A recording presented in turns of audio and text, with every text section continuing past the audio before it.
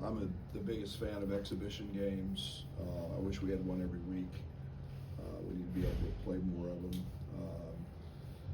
CASA of North Mississippi. I hope that this is a huge help to them. I'm very involved with CASA back in Champaign, and we go out here and we compete. And we get to do a lot of positive things, but there's a lot of kids out there that are not as fortunate, and not as lucky, and so it's an honor to be a part of that, and great crowd. So I know that the support that group gets is I'm excited for that. So exactly what we needed, exactly what our team needed.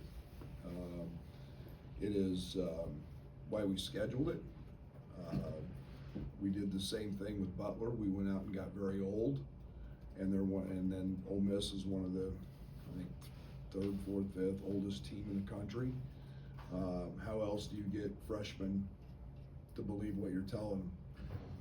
You have to go out and get punched in the mouth, find out what it's like, find out what life on the road is like.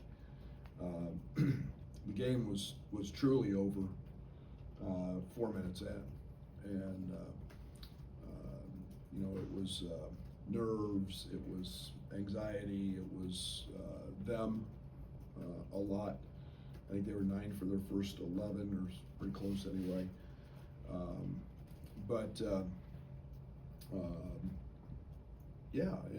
I thought we made a nice fight. Maybe the last 10, 12 minutes when we didn't turn the ball over.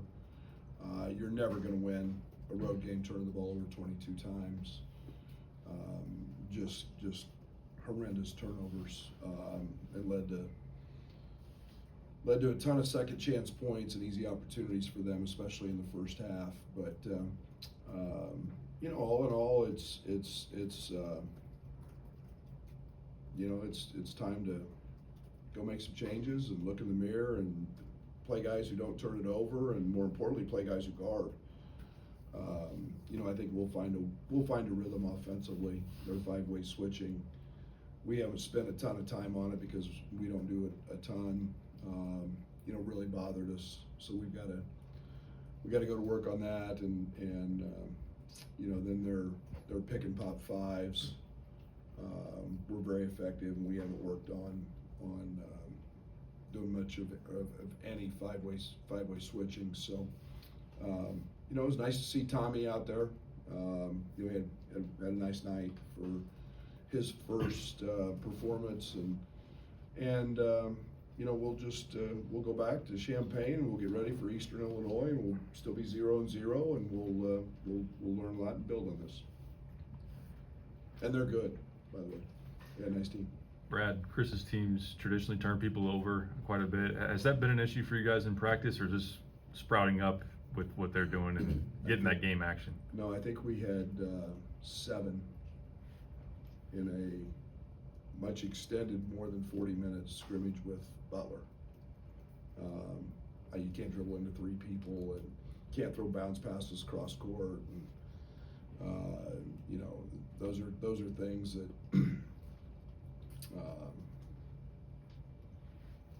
we haven't done. So give them a lot of credit, but it's like I said, it's the best thing about a learning experience is you get to see different things, and they were very physical early, and they bumped us, knocked us. We felt like we were battling uphill and digging out of a trench all night long against their physicality. Coach, what do you see from Draven? Does that give you a lift? Yeah, he gave us a great lift. Draven's a good player, and it's energy on both sides. We've got to get him consistent on the defensive end. I think that's one of the things that we've really challenged him with. But Draven's a gifted scorer, and he's got to have the mindset that he's going to get picked on the other end, because he's one of the smaller guys on the court at this level. But I thought he was fantastic and gave us great energy. Brad, you mentioned getting punched in the mouth, and certainly you did. But on the whole, based on that, did you think that you were discouraged or encouraged by how they responded to that after that happened? No, I was really encouraged. You know, you guys are going to laugh, but I mean, we needed this, and I expected this. I mean, I was going to be shocked if there was a different outcome. Just simply because it's when you practice against yourself, and we got 10 new guys, we got a lot of youth, you get comfortable what you go against. And when you see that other piece and what that looks like, now it can be an eye-opener for us. Now we can really hone in and focus. Do we have bad players? We do not. We have good players. But they also found out now that they need each other and that we have to do some things a little better. And like I said, I thought nice run at the end of the first half. I thought we played well, and I thought, you know, I think the last 12 minutes of DER was 0.8, which was better. But I'm really frustrated on the defensive side, and as bad as our offense was today, they had a lot to do with it. But I'm really frustrated on the defensive side that we haven't had more leadership step up, and I haven't got them there yet. We're making can't win giving up 12 threes. Brad, you touched on this a little bit, but Chris talked about after last season wanting his team to be tougher defensively and more versatile offensively. Just from what you saw today, what's kind of the upside for Ole Miss's team? Yeah, they've got two things I really like, and you know, the game of basketball is changing. You know, if you can't shoot threes and win from the 3-point line, it's very hard. All you got to do is look at the championship game, and Purdue took 7 threes and got waxed, and we played that same UConn team. Pick and pop fives distort every bit of the defensive scheme you have. You force teams to play into a lot of switches. That creates a lot of matchups. They do that with Brakefield. They do it with Dia. They're good. Those guys are very, very good shooters. So their versatility offensively, you know, is very good. And you've obviously, you know, Morel's a proven bona fide scorer. Padula helps them space. So I think they're really good on that side of the floor. And they'll be a tough matchup. You know, I think defensively, all you got to do is look at their bodies. You know, Chris's teams are always really solid. We don't post a ton.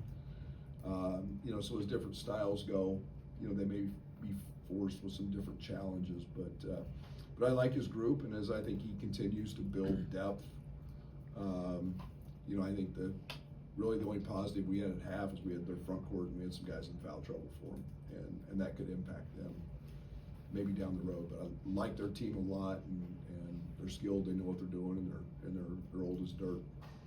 On the defensive side, was it more about missed assignments and that kind of stuff, or was it just not closing on shooters? Yeah, I mean, we might have set an Illinois record for the most uncontested shots given up tonight. I mean, that's all we talk about is shooting contested shots, and you know,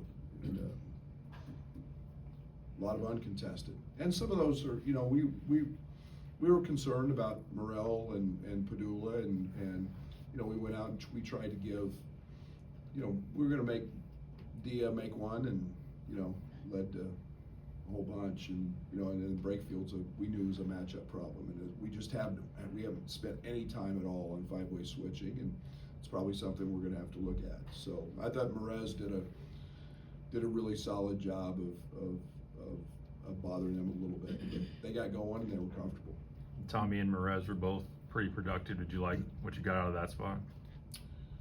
Yeah, especially for, you know, Tommy's first game, not playing, you know, in the first one, just getting through nerves. I thought Morez was, you know, other than missed free throws, impacted the game, you know, with his energy, his ability to sit down and guard.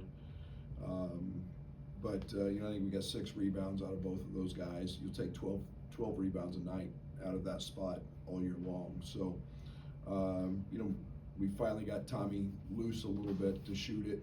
Made a couple late, because I think he can be that same guy that the Dia was, you know, as a true pick and pop threat.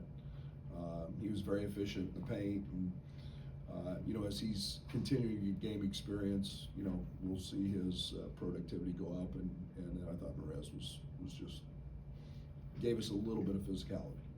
With such a new team, new roster, new guys, obviously you mentioned the turnovers.